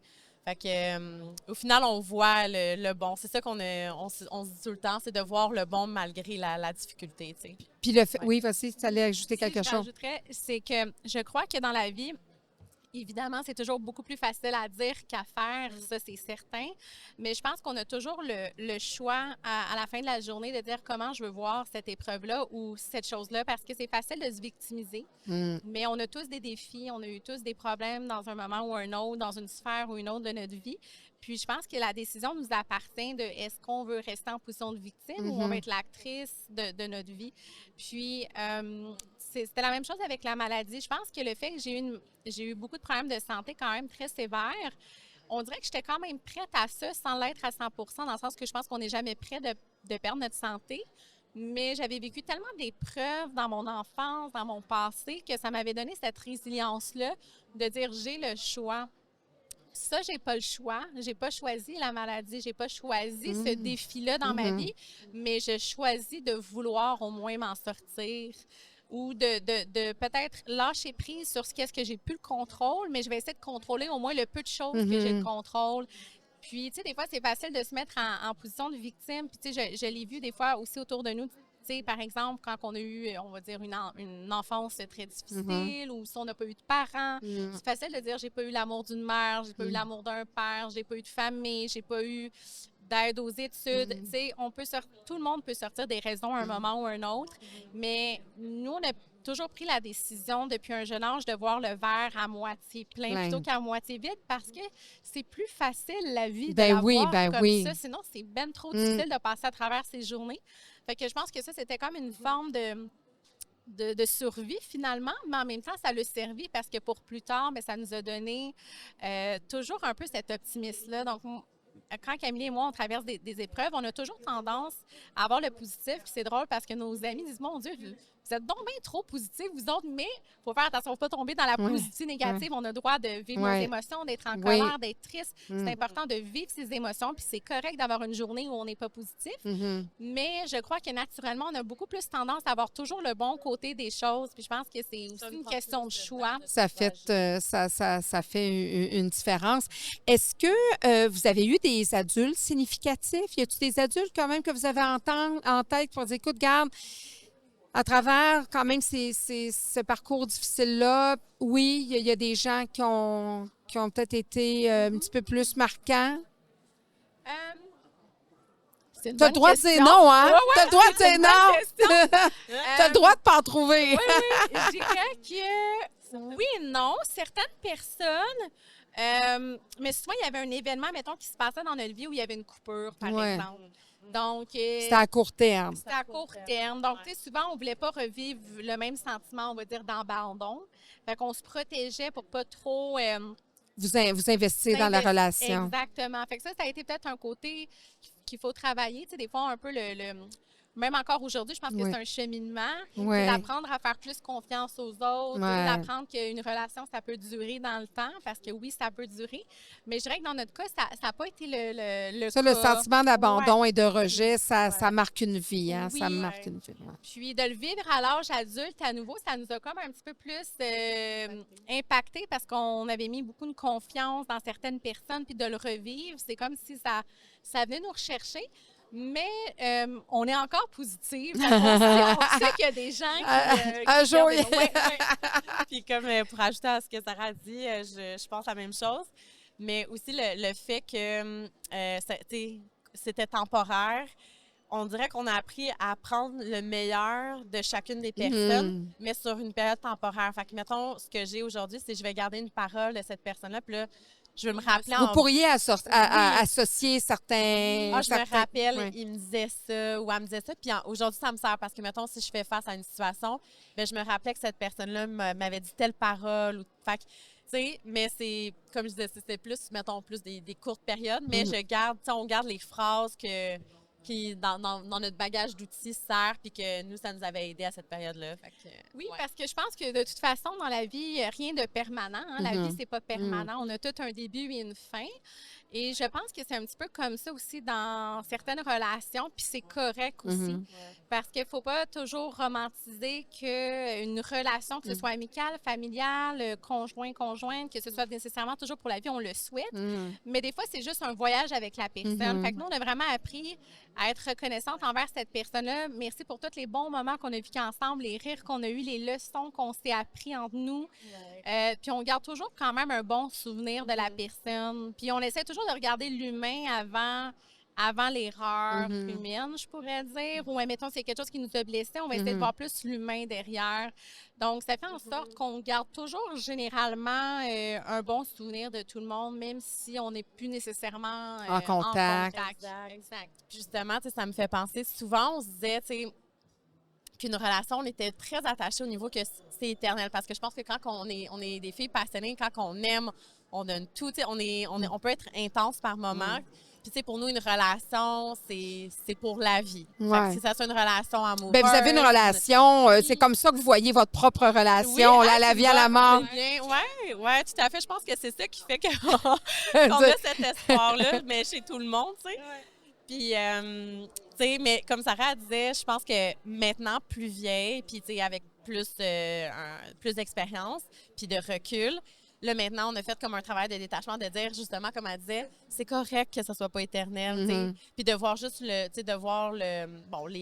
bon, puis des fois, il y a eu des moments difficiles, mais, tu sais, de dire, OK, j'accepte de laisser cette personne-là partir. Mais, tu sais, avant, je pense justement, ça faisait remonter beaucoup d'émotions parce qu'avec l'abandon, tout ça, puis nous, on s'attachait beaucoup à cette personne-là. Fait que quand on l'avait plus dans notre vie, ça faisait un gros choc. Mais maintenant, on le voit différemment. Toute une question de perception, hein? Fait que, Oui, c'est ça. Puis comme je disais, votre relation, c'est comme en symbiose, pas mal. Vous êtes deux jumelles et tout ça. Puis d'ailleurs, avec ce que vous avez vécu, ça a dû encore plus vous souder. Dans les moments difficiles, qui prenait un petit peu plus le rôle de la maman de l'autre? Qui prenait un petit peu plus soin de l'autre? répondre? C'est une excellente question. Je dirais que ça dépendait vraiment des situations. situations. Oui, parce que quand, mettons, j'avais des moments difficiles, ben là, c'est Sarah qui me protégeait, qui était là pour moi. À l'inverse, quand c'est elle qui était malade ou qu'elle vivait des choses, c'était comme moi qui faisais le rôle de la maman. Fait que je dirais que ça dépend vraiment, vraiment des situations. Parce que, je sais pas toi comment tu vois ça. Oui, c'est drôle parce que je pense que ben on n'a pas eu tu sais, tellement le rôle de mère ou de père dans notre vie, mais on l'a toujours un peu comme eu entre nous deux. Fait que je pense que c'était vraiment interchangeant, comme elle dit. Ça dépendait vraiment La protection de contexte, l'événement, la ouais. protection. Ça dépendait toujours du contexte, de la situation, c'était qui vivait une difficulté ou fait que c'était vraiment je pense que ça changeait beaucoup. S'il y en a une qui devait aller au front, mettons, là, dans des situations, là, laquelle des deux était plus au front pour... C'est des bonnes questions. C'est des bonnes questions. Je pense que des fois, dans certaines situations, je pense que c'était plus moi qui, mettons, qui allait faire, qui disait, OK, on fonce dans le tas. Puis encore là, ça dépend des situations, je dirais. Fait que Où on c'est- dénonce, où on fait c'est ci, où ça. on fait ça. Ou non, non, il n'y en a pas question qu'on va vivre ça encore plus Ouais. longtemps, des choses comme ça. Ouais. Je dirais que, c'est autant que moi et Sarah, on est vraiment similaires sur beaucoup, beaucoup de choses. Il y a certains points, évidemment, qui est différent. Sarah va être plus, comment dire, elle va être des fois peut-être plus réactive ou, mettons, quand il va arriver quelque chose, elle va plus le Spontanée, montrer. Elle va être plus plus- spontanée, elle va plus le verbaliser. Moi, je vais être un petit peu plus réservée, le garder pour moi, mais, tu sais, quand que je me décide... Tu vas que- analyser. Ouais, je vais plus, mettons, analyser. Mais là, je vais comme, OK, là, on s'en va à la prochaine étape, puis on fonce, tu sais. Fait que ça dépend dans quoi. Ouais, c'est vrai que j'ai toujours été un petit peu plus vocale, donc dans le sens où j'ai toujours été plus, ben je dirais pas plus protectrice parce qu'on s'est toujours été très protectrice l'une envers l'autre. Mais tu sais, s'il y avait quelque chose qui faisait pas mon affaire ou je voyais que ma sœur s'abrimait quelque chose chez elle, mettons, elle avait plus peur de mettre ses limites, j'allais le faire. Mais encore une fois, je dirais que ça, c'est quand même quelque chose qu'on a travaillé les deux parce que très jeune, fallait comme tout garder à l'intérieur, fallait pas parler trop haut et fort, fallait pas trop dire notre façon de penser. Donc, c'est encore à cheminer là-dedans. Mais moi, je pense que c'est surtout après la maladie parce qu'en fait, en vivant la maladie, c'est spécial parce que c'est là que j'ai vraiment appris à mettre plus mes limites parce que j'étais tellement vulnérable que je pouvais plus en prendre plus sur mes épaules. C'était comme si là, pour une fois, il fallait que je pense à moi au lieu de toujours penser aux autres. Donc, j'étais plus capable de mettre mes limites, j'étais plus capable de partager mon opinion sans avoir peur de déplaire aux autres. Et depuis ce temps-là, ben, je dis tout le temps ce que je pense, mais de toujours de la bonne façon, ben, j'espère.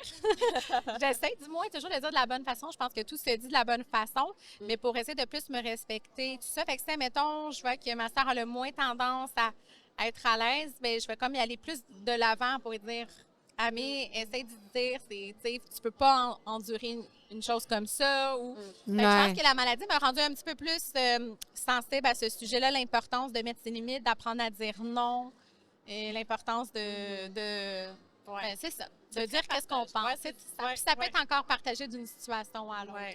Mais je pense que les deux, on a vraiment l'instinct protecteur, tu sais, vraiment l'une envers l'autre. C'est comme, tu sais, c'est ma sœur, mais tu sais, des fois, j'ai comme, tu sais, pas que c'est ma fille, mais je suis comme, on dirait que c'est sa maman. Fait que quand elle s'en va à quelque part, s'il y a quelque chose, on dirait que je suis comme une petite tendance à couver, là, tu sais. Fait que c'est... Bien, vous êtes vraiment, pour le moment, la moitié de l'autre. Là. Tu sais, vous êtes vraiment l'autre partie de l'autre. Ça vous a soudé, ces événements-là vous ont soudé, puis vous avez vécu ça ensemble. Est-ce que, donc, ça a dû vous amener à être rapidement adulte? Donc, je veux dire, à 16-17 ans, vous étiez quoi, déjà en appartement? On est parti quand même très jeune, oui, à l'âge de 18 ans, on est parti. Donc, dès qu'on avait la chance. Puis, tu sais, ma mère, elle avait à la fin, on était vraiment plus avec notre mère. Donc, c'était plus, je dirais, primaire, qu'on était plus dans, tu sais, qu'on se promenait d'une famille à l'autre. Secondaire, on était plus autonome, hein, donc... On vivait avec notre mère et tout ça, mais ma mère, elle vivait avec le syndrome de Diogène, hein? Donc, c'est beaucoup des problèmes d'accumulation. Donc, c'était un milieu de vie qui était très difficile de vivre toujours dans un endroit insalubre où c'était très difficile d'avoir une place pour manger à la table. Donc, tu sais, le syndrome de Diogène, c'est quelque chose qui existe dans plusieurs familles, mais Est-ce que vous êtes les deux seuls enfants de cette famille-là? Il y a on a un d'autres? demi-frère Ah, qui est OK, plus OK. vieux que nous. Ah, OK, OK. Qui est malheureusement vraiment affecté par la santé mentale, justement aussi, également. Donc, il y a beaucoup de problèmes de santé mentale dans notre famille. Ils ne sont pas tous Non. atteints, mais on voit qu'il y a une certaine fragilité. Je pense aussi que ça, c'est quelque chose qui nous a fait un peu peur. Donc, on n'est jamais allé dans la consommation parce qu'on a vu l'erreur des autres, mais aussi parce que consommer quand tu peux peut-être avoir une fragilité, une prédisposition, ça peut être quand même un gros Dévastateur. impact dévastateur. Donc, tu sais, nous, notre grand frère, il est schizophrène. Donc, tu sais, c'était pas un milieu qui était facile. Donc, tu sais, de vivre dans tout ça, on a voulu quitter vraiment jeune la maison. Fait qu'on est partis ensemble en logement. À deux, À j'imagine, deux. ça a dû être plus facile de vivre ça à deux. Oui. Puis Que d'avoir vécu on ça. s'encourageait durant les études à deux. On payait ensemble. Notre logement, tout était partagé. Donc, on a vraiment... C'est là qu'on a réalisé aussi la puissance de l'environnement. Parce que, tu sais, au niveau mental, bien-être, tu sais, le fait c'était la première fois qu'on vivait dans un environnement qui était propre. Mhm. On avait une table pour manger, on avait un salon. Là, c'était vraiment, là, c'est comme si on nous annonçait là, qu'on avait gagné à la 649. Là. Tu sais, nous, notre petit rêve de petite fille, c'était d'avoir une maison, d'avoir un sofa. Tu sais, les choses, des fois, que pour beaucoup, ça Tellement peut être de banal. base. Ouais. Mais pour nous, c'était... On était petites puis on se disait, qu'est-ce que tu imagines? Ah, une maison propre, là, il y a un divan, on peut s'asseoir. Hey, c'est comme si on était toutes petites. Et on visualisait beaucoup. On était des très... Je pense qu'on a toujours été, on était vraiment des très grandes rêveuses depuis qu'on est petites. On visualisait beaucoup notre maison. Un jour, on va avoir une maison propre, on va avoir une table, on va avoir ci, on va avoir ça. Fait que quand on est emménagé là, dans l'appartement, ça a été vraiment libérateur. Puis ça nous a pris même, je dirais, plusieurs mois parce qu'on était tellement bien, il n'y avait pas de chicane, tout était comme trop beau, on dirait, pour être vrai. Puis c'est là qu'on a réalisé, hey, ça existe, tu sais, un environnement de vie que tu es bien, qu'il n'y a pas de... Tu sais, que tu n'entends pas d'écho. Pas de violence, qu'il n'y a pas de... Exactement. Fait que je pense que c'est à partir de là vraiment qu'on a fleuri parce qu'on on est parti à l'école parce qu'on avait lâché un petit peu l'école à un moment donné. Puis là, on s'est dit, OK, là, on prend du temps pour nous puis on se développe. C'est ça, on se donne une deuxième chance. Oui, exact. Mais je pense que le fait d'être à deux nous a quand même sauvés. Je peux pas le savoir, mais je pense que ça nous a beaucoup aidés, tu sais, de vivre tout ça à deux. Puis le fait qu'on pouvait compter l'une sur l'autre, c'était aussi, comment je pourrais dire, c'était apaisant. Parce que, tu sais, souvent, on a besoin de savoir que notre mère ou notre père ou notre cousin ou notre frère, ou moins quelqu'un dans notre entourage sur qui on peut compter, ça vaut toute l'or du monde. Puis, c'est psychologique, même si tu n'as pas nécessairement besoin nécessairement de la personne, mais juste de savoir qu'il y a quelqu'un qui est là pour toi, ça peut être vraiment soulageant. Fait que je pense que ça nous a beaucoup aidé de savoir qu'on était toujours l'une présente pour l'autre. Puis, effectivement, ça a été encore à ce jour le plus grand rêve de notre vie, c'était d'être en logement. Mais on se rappelle de l'émerveillement là, qu'on avait dans cet appartement-là. Pour nous, encore aujourd'hui, on a chacun notre maison, mais même encore, c'est comme même si aujourd'hui j'ai une maison, l'appartement, c'était comme mon plus beau jour parce qu'on sortait de... Vos premiers c'était beaux comme un nouveau souvenirs. chapitre. Ouais. Donc, c'était tous les souvenirs, les mémoires à refaire. Donc, on a été très... Tu sais, on s'est jamais chicané pour le ménage. On s'est jamais chicané pour quoi que ce soit. Tout était fluide. Il n'y avait pas de ramasse-toi. C'était drôle parce que le fait qu'on a vécu toujours dans un environnement avec le syndrome de Diogène, qui est le syndrome d'accumulation finalement excessif, je me rappelle à l'école primaire, on était toujours très amis avec le concierge. Pour nous, c'était comme un héros. Et les profs d'école, ils se demandaient, mais pourquoi vous n'êtes pas dans la cour de récréation? Vous allez toujours voir le concierge. On allait passer la mop, on allait laver les toilettes, la mop, le plancher. On faisait tout avec le concierge. Puis les profs nous chicanaient parce qu'on sortait de la cour de récré pour aller voir le concierge pour lui demander s'il avait besoin de notre aide pour nettoyer. Parce que pour nous, nettoyer, Ça Faire faisait le du ménage. ménage dans votre psychologie. C'était comme Ouais, c'est c'est comme si vous le propre. faisiez chez vous. Oui, ce qu'on pouvait pas faire. Donc, oui. c'était comme c'est propre, c'est en ordre, ça fait du bien pour l'esprit. Même chez nos Puis amis. même chez nos amis, fait qu'on, nos amis aimaient ça. On aimait faire leur chambre, fait que les parents nous adoraient tous, les parents de nos amis. Mais ça fait aujourd'hui, ben, je pense qu'on est très ordonné, mais il ne faut pas tomber dans l'excès. Non, non, dans le non, côté c'est excessif, ça. Ouais, c'est ça. Parce que c'est vrai Dans que les je dois tocs. admettre que des fois, on est tellement propre et ordonné. Je pense que ça a été comme le contraire de Ben ce qu'on oui, a c'est bien connu. normal. Fait que des fois, avec les conjoints, on peut être un petit peu plus difficile. Fait Un qu'on gars on qui se travaille ramasse pas, là. là-dessus. Ouais, c'est ça. C'est plus difficile. C'est mieux de pas trop s'accumuler, là. Ouais, exactement. Après 2 paires de bas, ça marche plus. C'est ça. Fait qu'on travaille là-dessus. Oui, On c'est n'est ça. pas toqué, mais on se dit qu'il faut être un petit peu moins exigeante pour côté ménage. Oui, c'est ça, parce que chaque personne a son, oui. tu sais, a son vécu, puis tout ça. Mais Ouais. on est pavé de nos blessures, puis tu sais, c'est ça qui arrive, puis de s'en sortir aussi, puis de vivre des choses comme ça, puis que vous l'ayez vécu à deux. Puis c'est la même chose pour les fréquentations. Tu sais, si une peut-être tendait vers des mauvaises fréquentations, au moins tu as l'autre qui peut être là, tandis que... Moi, je cours vers les red flags. Oui. J'ai travaillé là-dessus. Oui. tu sais, mais- Je pense que l'important, c'est d'être consciente Ouais, c'est ça. de nos patterns, d'être Ouais. consciente de nos blessures, consciente de tout ça. Puis une fois qu'on est conscient, ben, on est capable de faire un cheminement tu sais, tranquillement. C'est sûr que tu sais, des blessures, ça ne part pas du jour au lendemain, mais ça guérit. La cicatrice, ça reste là. C'est comme pour la peau, hein? Ouais. Il y a toujours une petite trace, il y a toujours une petite trace, mais il y en a, elle est là pareil. Mais on peut guérir, puis c'est ça qui donne l'espoir. Puis je pense que sans l'espoir, on peut rien faire. Que ce soit à travers la maladie, que ce soit à travers une enfance qui est très difficile, que ce soit à travers une épreuve au travail, peu importe, relationnel. Je pense que c'est de toujours garder l'espoir à la fin de la journée. Je pense que c'est vraiment ça qui nous a sauvés. Puis, tu sais, des fois, on dit, on veut montrer aussi aux autres que c'est possible parce que souvent, quand tu viens d'un milieu de toxicomane ou de beaucoup de problèmes de santé mentale, souvent, c'est comme si tu t'es associé, bien, c'est sûr qu'elle va mal virer, la petite fille, ou c'est sûr qu'il va pas bien virer. Mais c'est tellement faux parce que tu peux t'en sortir. Puis, des fois, il y a des petits anges sur le chemin qu'on peut rencontrer. Puis, nous, on a quand même rencontré des bonnes personnes, vraiment des excellentes personnes sur notre chemin qui ont été comme des mentors un peu pour nous. C'est sûr que des fois, il y a eu des petites coupures. Des fois, c'est normal, on vieillit aussi. Oui, on a tous chacun nos vies occupées. Mais c'est de garder le bon puis de continuer finalement.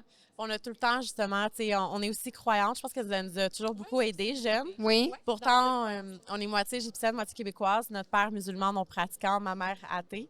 Mais on avait une tante qui était chrétienne, elle nous amenait à l'occasion à l'église. Puis on a toujours eu ce côté très spirituel, foi.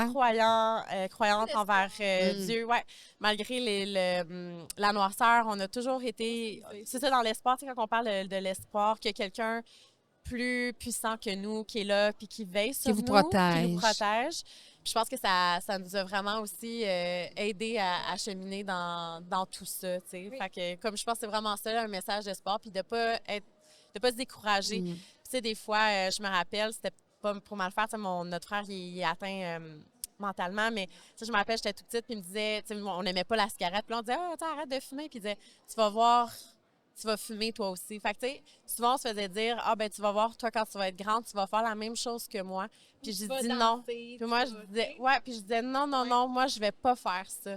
Fait que, tu sais, de s'enlever de l'étiquette que parce que tout le monde, mettons, dans la famille. Oui, parce que tu peux finir par beaucoup de l'enregistrer, puis... C'était spécial parce que nous, c'était comme un peu aussi un challenge de dire, hey, on va vous donner la preuve, tout le monde. Là, je parle plus de la famille, là, mais on va vous donner la preuve qu'on peut s'en sortir, qu'on peut bien virer, entre guillemets, si je peux dire ça, comme expression. T'sais, on peut choisir un bon chemin qui est sain. On peut réussir si on veut. Je pense que c'est vraiment juste une question de choix. Mais souvent, les gens nous ont vus un petit peu comme... les petites filles du milieu difficile vont sûrement finir par danser, consommer, mais finalement, tout ça n'est jamais arrivé. Fait que c'est sûr qu'on est encore plus content, je pense, aujourd'hui du cheminement. De ce que vous êtes devenu. Étant donné le passé. Ben oui, vous auriez pu, de façon plus facile, si on peut dire plus propice, de justement faire les la mauvais solution choix, avoir facile, les facile, mauvaises oui. fréquentations. Oui. Côté maternité, est-ce que ça a un impact Oh. sur votre désir d'avoir des enfants? Énorme. Oui, énorme. Oui, on s'est beaucoup questionné parce que les deux, on a toujours été... En fait, Sarah a toujours été ambivalente, un peu plus non, moi, ambivalente, un peu plus oui. Mais le fait on s'est beaucoup occupé des gens, tu sais, de ma mère, tu sais, de mon frère, de beaucoup de gens dans la famille. On trouvait qu'on avait beaucoup le rôle de maman, très, très À un jeune âge, Ouais, OK. même pour le ménage, disait, OK, maman, on se réveille, là, on se brosse les dents, on fait ci, on fait ça. Fait que très jeune, on a dû comme apprendre un peu à être maman, finalement. Fait que autant qu'on est très maternels les deux, puis on adore les enfants, mais ça, je pense que ça a fait un impact que, tu sais, des fois, on rencontrait des jeunes femmes qu'on voyait, c'était comme intrinsèque, là, il y avait envie d'avoir La leur maternité, famille. l'horloge La biologique. L'horloge biologique que nous, elle n'a pas, en tout cas, ça n'a pas sonné. Peut-être un jour, puis tout ça, mais non, je pense que ça a un impact plus grand qu'on le pense. Ouais, ouais. Je pense que tu sais, c'est sûr que c'est très personnel à chacun. Je pense qu'on peut venir d'un milieu difficile puis avoir ce désir d'avoir des enfants à un jeune âge aussi. Mhm. Mais je crois tout de même que ça a un impact dans le sens que si on a un rôle de maman depuis un très jeune âge, tu sais, comme encore aujourd'hui, je dois dire qu'on est encore un peu comme le rôle de mère. En fait, c'est nous qui s'occupent de notre mère à 100% et de notre frère. Fait qu'on a comme deux grands Donc, vous avez enfants encore adultes. contact avec Oui. votre mère? Puis on s'occupe d'eux pour leurs besoins. Ma mère, elle a commencé aussi l'Alzheimer. Donc, ça devient de plus en plus difficile avec la mémoire et tout ça. Donc, on s'occupe d'elle. On s'occupe de mon frère qui est souvent instable aussi avec la schizophrénie. Fait que ça nous tient occupés. Et je pense que d'avoir un rôle de maman à un jeune âge, c'est comme si ça nous a comme donné moins le goût d'avoir des responsabilités. Vous avez déjà ou vos de l'engagement. enfants. C'est ça, c'est un peu ça. C'est un peu ça. Puis je pense qu'on dirait qu'on a comme trop à vivre et à construire. C'est comme si, j'ai encore trop à vivre, j'ai encore trop à me donner, à construire avant de donner ça à un petit Puis tout en humain. étant solide, peut-être avoir une certaine fragilité de dire là, j'étais capable de me reconstruire moi-même, on est les deux. Mais mettons que j'ai un enfant différent ou un enfant défi ou Ça serait- puis que là, ça oui. vient me rajouter. Tu sais, que j'ai pas une vie de mère comme je l'aurais idéalisé. Exact. Peut-être que ça pourrait venir fragiliser les Oui. choses. Je pense que c'est ça, cette crainte-là. Puis, tu sais, je pense qu'on serait des bonnes mamans. Je suis pense pas qu'il n'y a pas de inquiète maman là-dessus. parfaite. Je suis C'est pas sûr inquiète que c'est un là-dessus. apprentissage. Puis vous êtes dans une bonne ère où vous pouvez être solo mom ou, tu sais, vous êtes Oui. quand même déjà deux, donc dans le Oui. sens que, tu sais, vous pourriez... On s'entraide tu sais, oui, tu sais, un n'empêcherait pas l'autre, là. Oui. Et puis en plus, c'est les femmes ont des enfants de plus en plus âgés. Fait que Ouais. vous avez On a encore le temps peut-être... encore d'y penser, je pense. Pour l'instant, on n'a pas pris de... On ne le sait pas encore, mais on s'est dit on a encore du temps. Mettez pas de pression Puis, là-dessus. exact. C'est surtout ça qu'on veut pas, parce que je sais que des fois, il peut y avoir l'horloge biologique qui sonne, puis là, on se met en couple rapidement ou on peut faire des choses des fois moins réfléchies, mais ça a un impact envers l'enfant. Ouais. Je pense qu'on se met une petite pression peut-être supplémentaire par rapport à l'enfant. Tu sais, dans le sens que nous, c'est sûr qu'on n'a pas vécu avoir un père. La mère, c'était plus difficile, on va dire ça comme ça. Fait que d'avoir un enfant, c'est comme je voudrais vraiment... Je pense que toute maman, peu importe venant d'une bonne Intention. intention, mais je pense que ça met comme aussi une forme de pression. Tu sais, Ouais. Je voudrais être sûre que... De choisir le bon candidat aussi, bon- de dire là, à ta minute, là. Exact. Tu sais, là, puis là, quand tu as vécu des jours difficiles, ben là, Exact. tu tries sur le volet. Non, ça, c'est Exact. trop, ça, c'est passé, ça. En Exact. cherchant la personne parfaite, mais il n'y en aura pas. Mais Non, exact. Puis il n'y a mais- jamais de perfection. non, aussi. mais les risques sont trop élevés de par, ben, tu sais, dans le sens qu'on ne sait jamais, hein. On peut être Exact. 40 ans avec une personne, puis c'est pas la même Ça fait personne. partie de la vie de prendre ce risque-là. Puis l'avenir nous le dira, je pense. Mais c'est vrai parce que je pense que ça a vraiment fait cet effet-là, tu sais, de prendre, qu'on n'est pas pressé, qu'on veut prendre notre temps. Mais il y a aussi, moi, j'ai toujours senti ce deuxième côté-là, de vouloir en avoir pour expérimenter moi-même une famille à mon image. La Puis de famille pas que- reproduire, pour vraiment casser le moule pour Casser, vrai, là. casser, là, c'est ça. Fait que je l'ai encore, moi, ce petit rêve-là. Ouais. Mais j'ai pas de partenaire dans le moment. Fait que on Mais va comme pas je y dis, aller tu peux être étape une solo mom. Il y en a de plus en plus de solo mom, puis ils ont pas mal moins de troubles. Mais, que d'autres qui sont pas solo. Ça amène d'autres responsabilités. oui, Mais en plus, quand oui. tu as une partenaire qui est là, Oui, tu sais, ça, ouais. tu sais, dans le sens que, tu sais, il y en a qui le décident de faire seul, mais je sais que vous Oui. avez quand même, vous soutenez beaucoup. On Donc, s'entraiderait, là. Mais, ouais, fait qu'on se dit qu'on toi, tu n'as pense pas à- mis un X là-dessus Non, encore. exact. Fait que je suis vraiment, tu sais, On comme est toi, je ouverte, disais, je pense. ambivalente. C'est ça, ouverte. On est Est-ce que ouverte. je dirais oui ou non? Je suis pas assez pour donner une réponse, mais ouverte, oui. Ouais. Puis on est très contente que notre clientèle, c'est beaucoup des mamans. Oui. Donc, on adore les enfants, fait que je trouve que c'est une belle clientèle aussi. Puis on profite aussi des enfants, des beaux bébés de nos amis pour les aider, tout ça. Puis on trouve On ça a nos très petites beau. doses Donc, bébés. on a notre petite dose d'enfants puis de bébés quand on en a besoin. Là. Rappelez-moi le nom de l'entreprise. Love-toi cosmétique. Présentement, on est 100% en ligne à lovetoi.ca. Et 2025, on va voir si on a des distributeurs, mais pour l'instant, on est 100% en ligne. Puis on se promène dans les événements aussi. Là.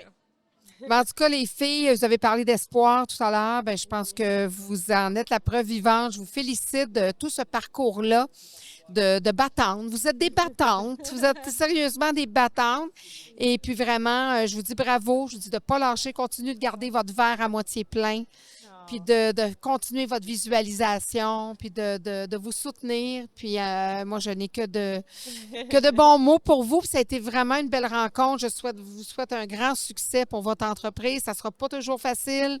Être en affaires, moi, ça fait 32 ans, c'est pas toujours facile. Mais quand on aime ce qu'on fait, comme tu disais, quand on se choisit, quand on est capable de mettre nos limites, mais ça peut faire de notre vie une belle vie. C'est tellement bien dit. Puis merci à toi de nous permettre de pouvoir parler, de s'ouvrir. Je pense que rapidement, on s'est senti en confiance. C'est ce que tu dégages c'est vraiment. fin. Ah, c'est Fait que gentil. merci à Faites-moi toi. pas pleurer en plus. Mais puis moi, je te félicite parce qu'au début, tu étais un peu plus lâche. J'aimerais savoir les deux parce que, tu sais, c'est ça. Vous faites la paire, comme on dit, puis une paire, c'est une paire, une Ça va paire. à deux. En paquet de deux. Oui, puis vous avez tellement traversé de choses importantes à deux, puis tout ça. Bon, ça, c'est une petite rencontre, mais j'espère que vous allez inspirer là, des femmes qui veulent être entrepreneurs, mais aussi des gens qui arrivent des fois de familles plus difficiles. Oui, on peut casser le moule. Oui, on peut faire de notre vie ce qu'on veut. Puis il s'agit de vouloir, puis tu sais, de trouver les gens qui peuvent nous entraider. On n'a pas toujours une jumelle ou un jumeau à côté qui nous on peut s'entourer, on peut choisir une famille qui nous convient puis qui devient un modèle pour nous, pour qu'on puisse évoluer puis changer certaines choses. Exact. Mais merci beaucoup. Merci, pour cette les merveilleuse filles. rencontre. Merci beaucoup. À la prochaine. À la prochaine.